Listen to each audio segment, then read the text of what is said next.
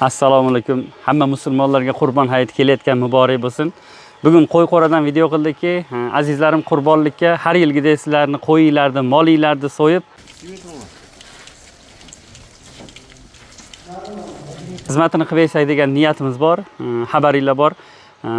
Dadalari olamdan o'tib ketgan yosh yetim bolalarga go'shtini har yil tarqatamiz. Sizlar savobni ikkitasini urib ketasizlar-da. Bittasi qurbonlik qilganinglarga Xudo taolo savob bersa, ikkinchisi dadalari xuddi sizga o'xshab, xuddi bizga o'xshab ko'chadan go'sht olib kelmaydigan, bu dunyoni tark etib ketgan yosh yigitchalar, farzandlari bor, qizlari bor, qolib ketganda o'shalarga go'shtni tarqatsak, savobi haliga aytganda 2 barobar bo'lsa-da, biz telefon nomerlar qoldiramiz, telefon raqamlar qoldiramiz.